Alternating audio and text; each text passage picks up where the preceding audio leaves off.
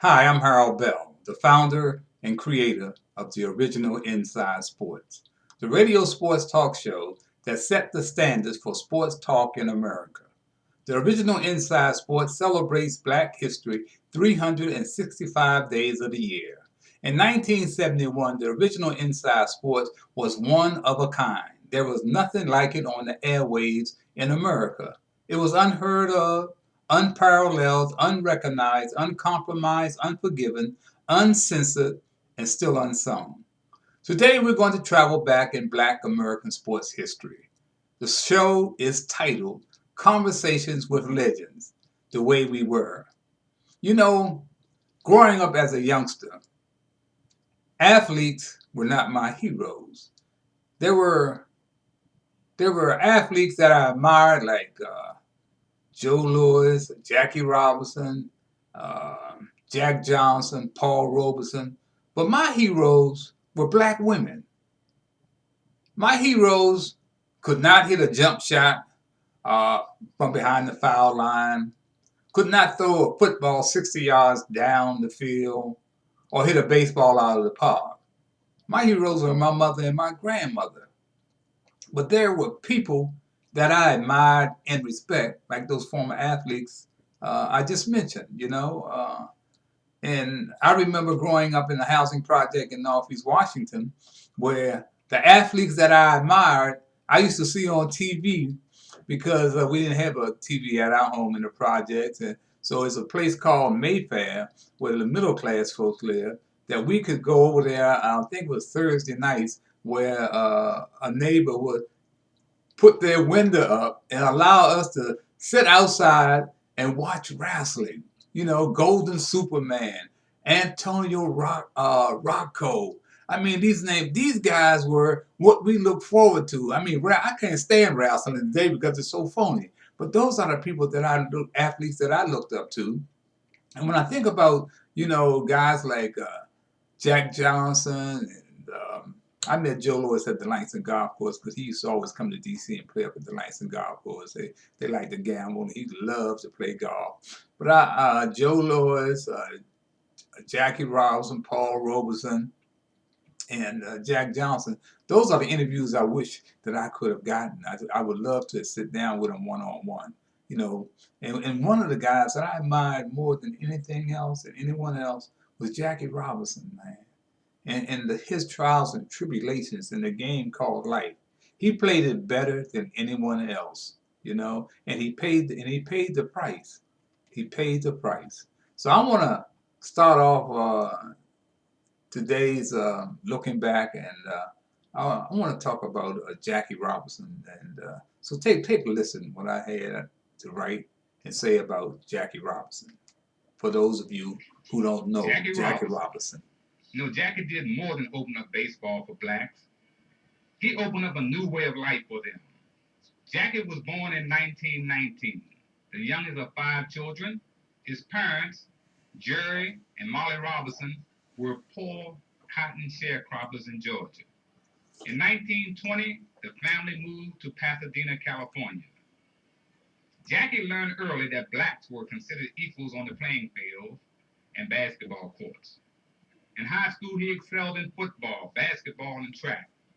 And in junior college, he broke a record for the high jump.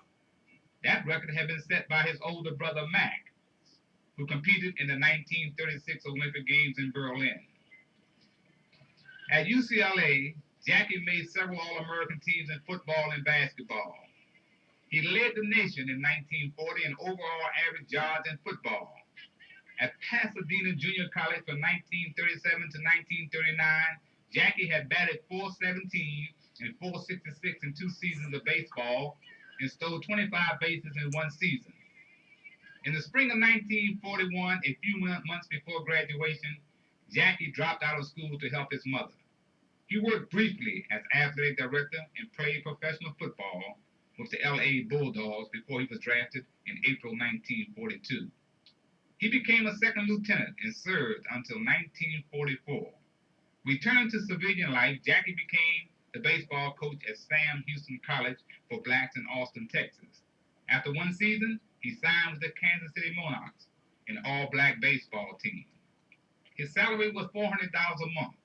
As the Monarchs shortstop, Jackie batted .345 for the 1945 season. Jackie's opportunity to play in the big leagues came in October 1945.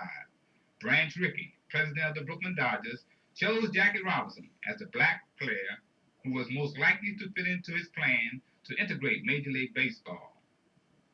Rickey knew Jackie had the ability and character for such an experiment. Assigned to the Dodgers' top farm club, the Montreal Royals, Jackie had strict instructions from Rickey to keep calm if racial slurs were directed toward him. Jackie became the first black in the 20th century to play in big league professional baseball.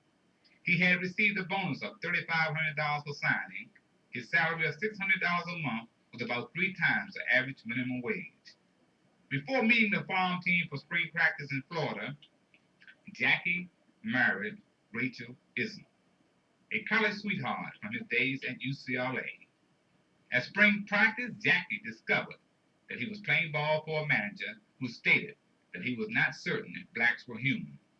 Within a few months, the manager was praising Jackie as a big league player, a good team player, and a real gentleman. Jackie made his professional debut on April 8, 1946, in Jersey City, New Jersey. Roosevelt Stadium was filled with more than 25,000 spectators who wanted to get a look at the marvel that they had heard about. Jackie was at bat 5 times that day. He had 4 hits, 1 home run, 3 singles, 2 stolen bases, 4 runs scored, and 1 error.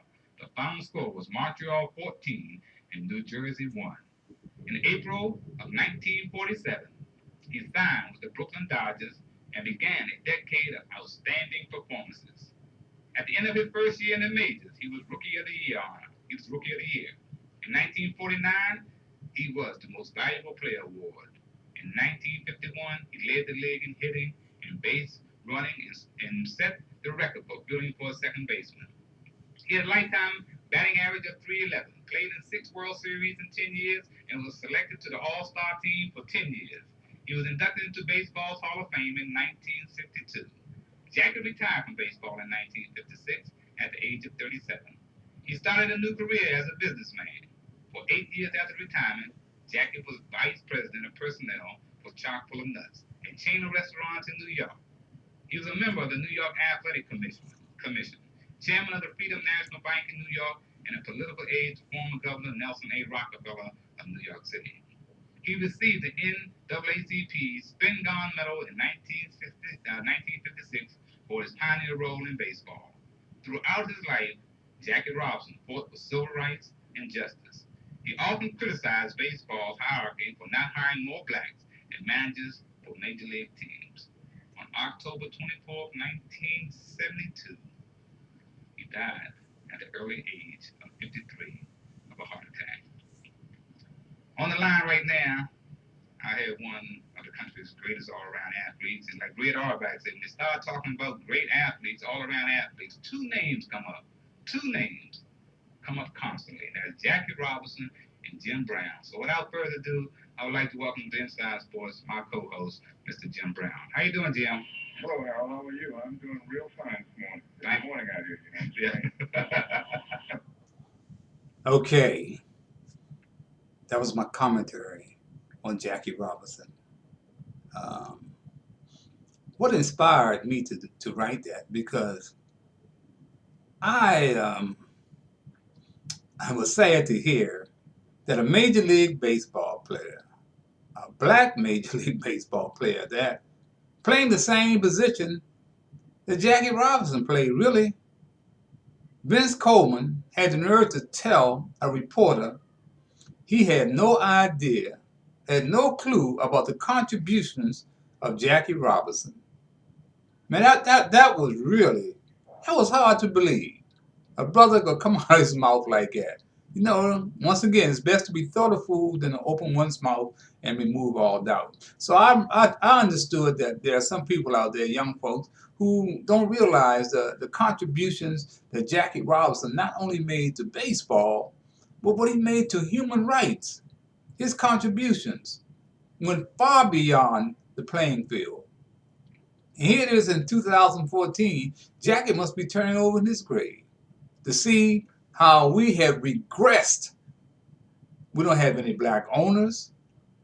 Black African American ball players have almost disappeared from the scene. You know, and the only one telling the truth about that is the great home run hitter Hank Aaron, about the injustices that's still going on, the plantation mentality of these good old boys that are still there. They're part of the 1%. They don't mind bringing on tokens like Magic Johnson or James Brown and say they're minority owners who have no say so in nothing that goes on in Major League Baseball, even on the team. They're there as tokens.